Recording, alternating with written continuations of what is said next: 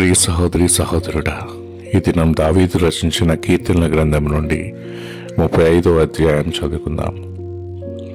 యెహోవా, నాతో వ్యాజ్యమాడు వారితో వ్యాజ్యమాడుము, నాతో పోరాడు వారితో పోరాడుము. కేడెమును డాలును పట్టుకొని నా సహాయమునకే లేచి నిలువుము. ఈటె దూచి నన్ను తరుము వారిని అడ్డగింపుము. నేనే నీ రక్షణ అని నాతో సెలవిము. నా ప్రాణము తీయగోరు వారికి సిగ్గును అవమానమును కలుగునుగాక. నాకు కీడు చేయని ఆలోచించువారు వెనుకకు మళ్లింపబడి లజ్జపడుదురుగాక. యెహోవా దూత వారిని పారదోలునుగాక. వారు గాలికి కొట్టుకొని పోవు పొట్టువలి నుందురుగాక.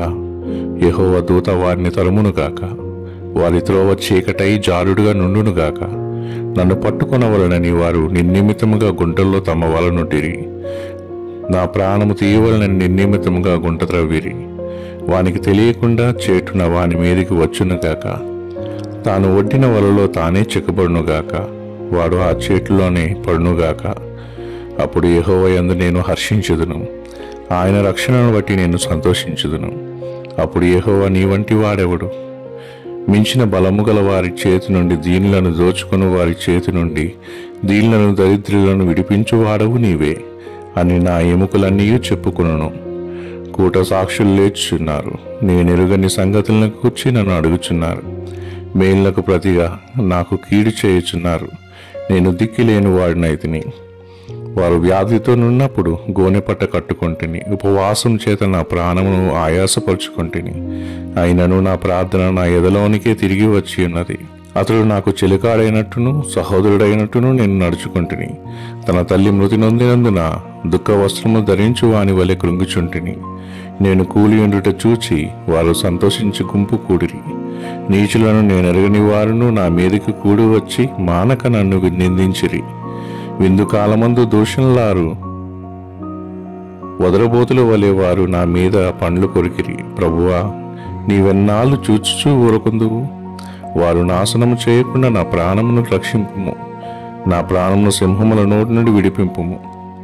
అప్పుడు మహాసమాజంలో నేను నిన్ను స్తుతించదను. బహుజనులలో నిన్ను స్తుతించదను.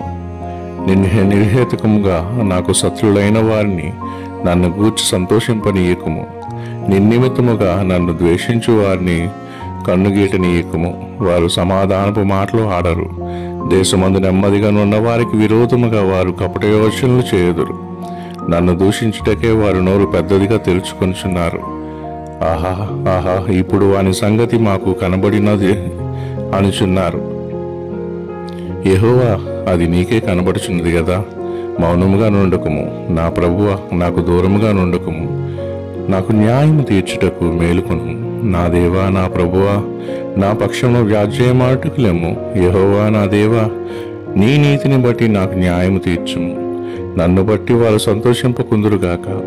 ఆహా, మా ఆశ తీరెను అని మనస్సులో వారు అనుకొనకపోదురుగాక. వాని మృంగివేసితిమని వారు చెప్పుకొనక ముందురుగాక. నా అపాయమును చూచి సంతోషించు వారందరూ అవమానం నొందురుగాక, లజ్జపడుదురుగాక.